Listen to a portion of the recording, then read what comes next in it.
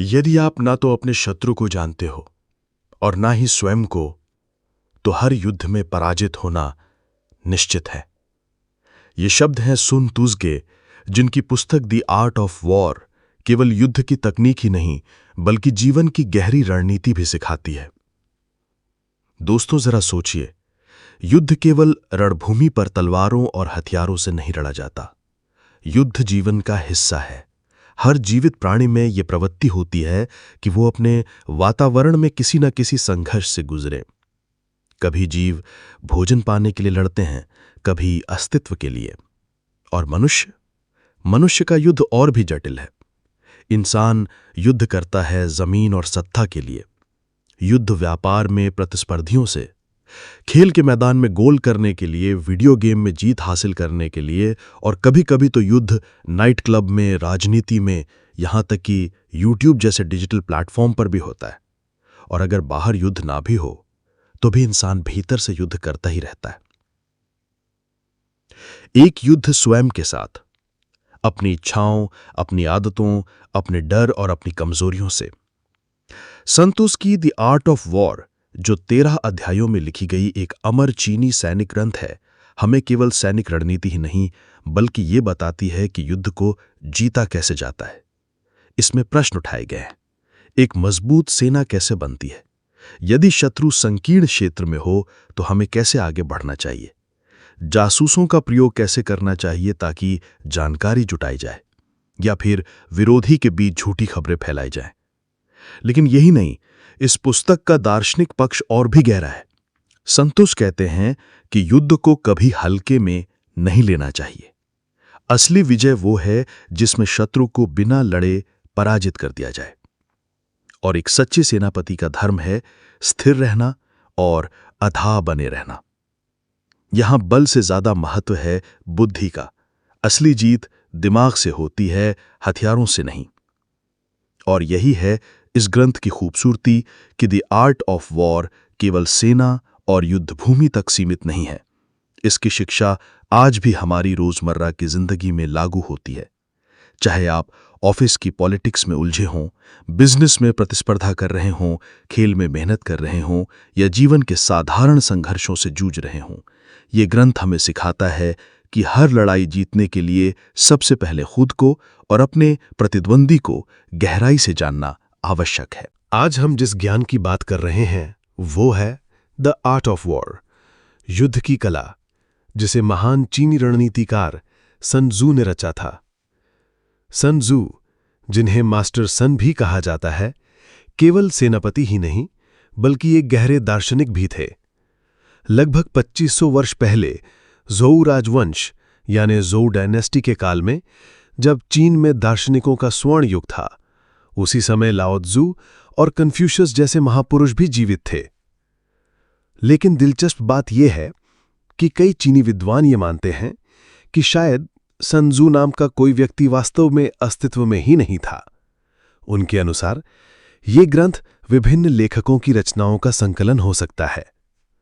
फिर भी प्राचीनतम स्रोत हमें ये बताते हैं कि सन त्जू एक महान सेनापति और रणनीतिकार थे जिन्होंने वू राज्य के राजा की सेवा की थी। उनका जन्म कहाँ हुआ, यह आज भी विवादित है। कुछ इतिहासकार मानते हैं कि वो ची राज्य में पैदा हुए थे, जबकि कुछ कहते हैं कि उनका जन्म वू राज्य में हुआ। परंतु जन्मस्थान चाहे जो भी रहा हो, उनका ज्ञान पूरी दुनिया के लिए अमर धरोहर बन गया। सदियों से द आर्ट ऑफ वॉर ने न केवल सेनाओं को बल्कि आम लोगों को भी प्रेरित किया है। वियतनाम के जनरल वो ग्वेन जियाप ने जब दियन बिन फू की लड़ाई में फ्रांस को हराया तो उन्होंने सन त्जू की रणनीतियों का ही सहारा लिया। यही नहीं, फुटबॉल की दुनिया में भी इस ज्ञान का प्रभाव पड़ा। ब्राजील के कोच लुइस फेलिpe स्कोलारी ने 2002 का फीफा वर्ल्ड कप जीतने के लिए सन त्जू की रणनीतियों को अपनाया। सोचिए, एक ग्रंथ जो युद्ध भूमि के लिए लिखा गया था, वो खेल, राजनीति और व्यापार तक में लोगों को सफलता दिला रहा है। यही है इसकी कालजयी शक्ति। अब सन त्जू का मुख्य संदेश समझिए। द आर्ट ऑफ वॉर इस बात पर जोर देता है कि तैयारी ही सफलता की कुंजी है।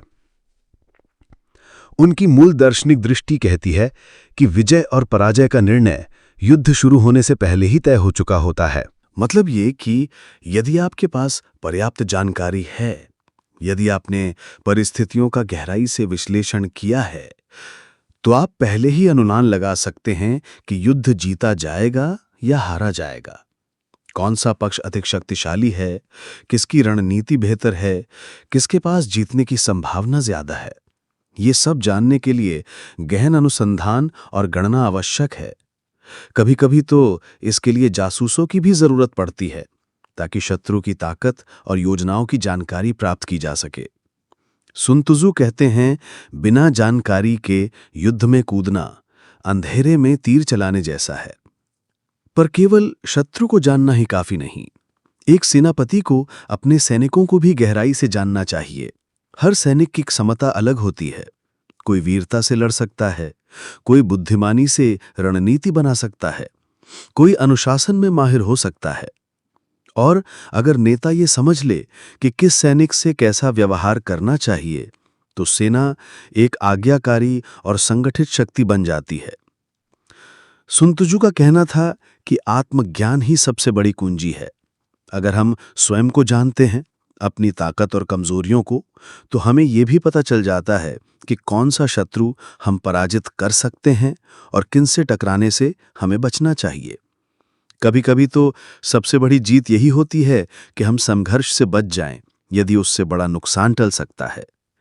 यही कारण है कि सुन त्सु कहते हैं, युद्ध की सर्वोच्च विजय यह है कि दुश्मन को बिना लड़े ही हरा दिया जाए। लेकिन वास्तविक जीवन में यह आदर्श हमेशा संभव नहीं होता। इसलिए हमें अपनी लड़ाइयों को बहुत सोच समझकर चुनना चाहिए। हर संघर्ष आवश्यक नहीं है। कुछ युद्ध केवल हमारी ऊर्जा और संसाधन बर्बाद कर देते हैं, जबकि कुछ युद्ध हमारे जीवन का निर्णायक मोड़ बन सकते हैं। अब जरा सोचिए, दुनिया की सबसे बड़ी सेना भी सीमित है। उसके हथियार सीमित हैं, ईंधन और साधन सीमित हैं, और सबसे बढ़कर सैनिक भी सीमित हैं। लंबे समय तक चलने वाले युद्ध किसी भी राष्ट्र की अर्थव्यवस्था और शक्ति को खत्म कर देते हैं।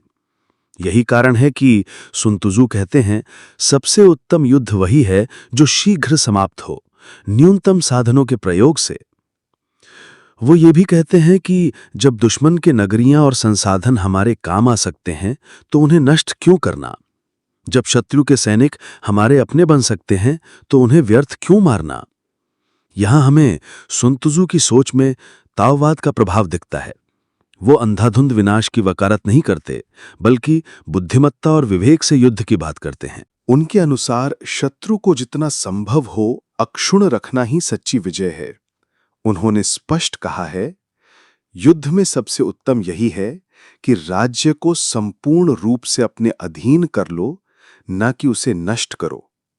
सेना को इंटैक्ट रखो, नष्ट मत करो। सर्वोच्च उत्कृष्टता यह नहीं है कि आप हर युद्ध जीतें, बल्कि यह है कि आप दुश्मन को बिना लड़े ही हरा दें।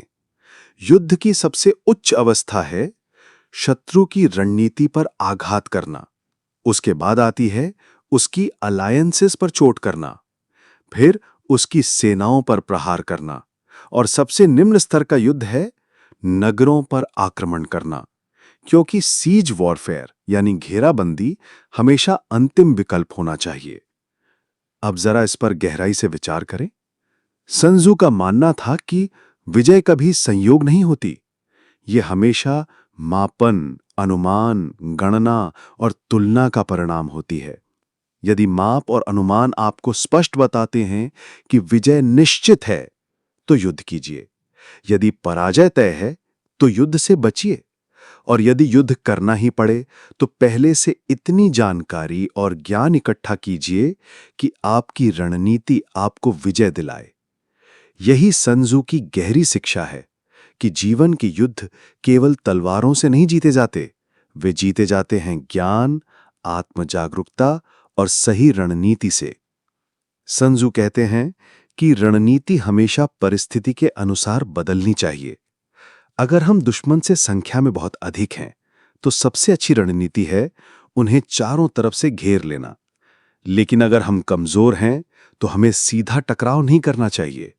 उस स्थिति में छल और गुरिल्ला युद्ध ही सबसे उत्तम उपाय है। उदाहरण के लिए अफगानिस्तान में तालिबान ने यही रणनीति अपनाई। अगर वे सीधे बड़े देशों की सेनाओं से भिड़ जाते तो तुरंत हार जाते, लेकिन उन्होंने खुद को सिविलियनों के बीच छिपा लिया, गुप्त ठिकानों और भूमिगत सुरंगों का प्रयोग किया। उनका युद्ध सीधा सपाट नहीं था, बल्कि हिट एंड रन, यानी आओ, चोट करो और गायब हो जाओ। यही कारण है कि वे इतने वर्षों तक एक बड़ी शक्ति बने रहे। उन्होंने लचीलापन और एकजुटता बनाए रखा और प्रचार की कला का इस्तेमाल करके मनोवैज्ञानिक बढ़त हासिल की। सन त्सू का स्पष्ट आदेश है, जब तुम सक्षम हो तो असमर्थता दिखाओ, जब तुम पास हो तो दूर दिखाई दो, जब दूर हो तो पास प्रतीत हो। यही है छल की कला, दुश्मन को ये विश्वास दिलाना कि हम वहां नहीं हैं जहां हम वास्तव में हैं, या ये कि हम कमजोर हैं जबकि हम मजबूत हैं। इतिहास में कई नेताओं ने इस रणनीति का प्रयोग किया, जैसे कि इराक युद्ध में सूचना मंत्री मोहम्मद सईद अल सहाफ, जो बार बार जनता से कहते रहे, दुश्मन बगदाद के पास नहीं है, उन पर विश्वास मत करो। संभव है कि वे सन त्सू को पढ़ रहे हों, लेकिन समस्या ये थी कि उनका छल विश्वसनीय नहीं था। लोग उनकी बातों पर भरोसा नहीं कर पाए। इससे हमें एक और गहरा सबक मिलता है। छल केवल तब काम करता है जब वह वास्तविक लगे। यदि आपका झूठ बहुत साफ झलकने लगे तो वह आपके ही विरुद्ध हथियार बन जाता है। सन त्सू कहते हैं कि युद्ध का स्वरूप पानी जैसा होना चाहिए। पानी की कोई निश्चित आकृति नहीं होती, वह अपने पात्र के अनुसार ढल जाता है। उसी तरह युद्ध और जीवन की चुनौतियां भी हर पल बदलती रहती हैं। दुश्मन की रणनीति, ऋतु, मौसम और जमीन की भौगोलिक परिस्थितियां, सब कुछ बदलता रहता है। अगर हम कठोर बने रहेंगे तो टूट जाएंगे, लेकिन अगर हम रूपहीन बने रहेंगे तो हर परिस्थिति में समा सकते हैं। इसलिए सन त्सू कहते हैं, हमेशा दुश्मन को ध्यान से देखो, लेकिन खुद को उसके सामने प्रकट मत करो। जितना तुम छिपे रहोगे, उतना ही तुम्हारा शत्रु भ्रमित रहेगा। इस तरह तुम उसके बदलते कदमों का फायदा उठाकर उसे वहीं चोट कर सकते हो जहां वह सबसे कमजोर है। ये शिक्षा केवल युद्ध की नहीं है, बल्कि जीवन की भी है। हम सबको अपने संघर्षों में पानी की तरह ढलना सीखना चाहिए। सख्त पत्थर भले ही मजबूत दिखें, लेकिन समय के साथ पानी ही पत्थर को घिसकर आकार दे देता है। तो दोस्तों, मैं आपसे पूछना चाहता हूं, क्या आपने कभी अपने जीवन में किसी बड़ी समस्या को सीधे टकरा कर नहीं, बल्कि लचीलेपन और रणनीति से हल किया है? कमेंट्स में जरूर बताइए। आपकी कहानी दूसरों को प्रेरणा दे सकती है। सन त्सू कहते हैं, दुश्मन के तेज और सतर्क हिस्से पर वार मत करो, बल्कि उन पर हमला करो जो थके हुए हैं, घर की याद में टूटे हुए हैं, या जिनका मनोबल गिर चुका है। यही रणनीति है, हमेशा दुश्मन की कमजोर नस को ढूंढो। उन्होंने कहा, रक्षा का अर्थ है पमी और आक्रमण का अर्थ है प्रचुरता। इसका मतलब है कि अगर तुम केवल बचाव में लगे हो तो तुम्हारे पास कुछ कमी है, लेकिन अगर तुम आक्रमण करने की स्थिति में हो तो तुम्हारी पास शक्ति और साधन है। ये सिद्धांत आज भी हमारे जीवन में लागू होता है। सोचिए, एक खेल जैसे स्क्वैश या चेस। तुम्हें हर समय केवल अपनी ताकत दिखाने की जरूरत नहीं है, बल्कि धैर्य से इंतजार करना चाहिए कि सामने वाला कब गलती करे। जैसे ही वो चूक करता है, वहीं तुम जीत का अवसर पा सकते हो। यही सन त्सू की कला है। धैर्य रखो, अपने को सुरक्षित करो और तभी वार करो जब दूसरा असुरक्षित हो। सन त्सू ने अलग अलग परिस्थितियों के लिए अलग अलग उपाय बताए हैं, जैसे जमीन और स्थल। पहाड़ी क्षेत्र में हमेशा ऊंचाई पर डेरा डालो और खुले मैदान की ओर मुंह करके रहो। लड़ाई हमेशा ढलान की ओर से लड़ो, ऊपर से नीचे की ओर आक्रमण करो। अगर दुश्मन नदी पार कर रहा हो तो कभी बीच नदी में उस पर हमला मत करो, बल्कि आधी सेना पार हो जाने दो, तभी वार करो। यही है रणभूमि को पढ़ने की कला।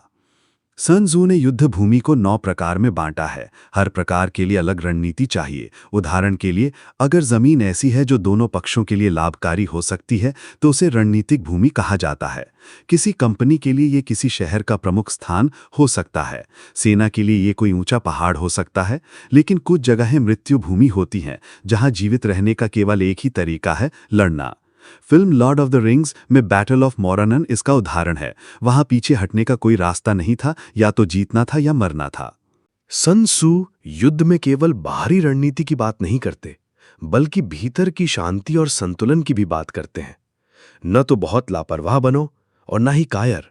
बहुत जल्दी गुस्से में मत आओ, क्योंकि गुस्से वाले लोगों को आसानी से बहकाया जा सकता है। sun tzu कहते हैं कि एक सेनापति को अपने सैनिकों के साथ मानवता और दया का व्यवहार करना चाहिए, लेकिन अगर वो उन पर अत्यधिक चिंता करेगा तो ये भी समस्या पैदा कर देगा। उन्होंने 5 खतरों का उल्लेख किया है। पहला, लापरवाही मतलब विनाश।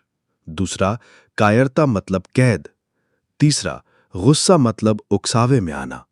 चौथा, सम्मान की अधिक चिंता मतलब अपमान की भावना। पांचवा, सैनिकों के लिए अत्यधिक चिंता मतलब चिंता और उलझन, यानी संतुलन ही असली कुंजी है। sun tzu का अंतिम संदेश है कि अपनी लड़ाइयां सोच समझ कर चुनो। केवल बल से नहीं बल्कि बुद्धि से जीत हासिल करो। दुश्मन और खुद को जानो, गणना करो, परिस्थितियों का आकलन करो। तभी तुम बिना लड़े ही विजय प्राप्त कर सकते हो। और यही है असली द आर्ट ऑफ वॉर। युद्ध केवल तलवारों से नहीं जीता जाता, बल्कि बुद्धि, छल, अनुशासन और करुणा से भी जीता जाता है। अगर हम बिना रक्तपात के जीत सकें, अगर हम ज्ञान और करुणा से नेतृत्व कर सकें, अगर हम धरती और आकाश की बदलती प्रकृति के अनुसार ढल सकें, तो वास्तव में युद्ध भी एक कला है। दोस्तों, अब मैं आपसे पूछना चाहता हूं कि क्या आपको लगता है कि द आर्ट ऑफ वॉर जैसी रणनीतियां आज के बिजनेस, पॉलिटिक्स या सोशल मीडिया लाइफ में भी काम आती हैं? कमेंट्स में बताइए। आपकी राय सुनने में मुझे बेहद खुशी होगी।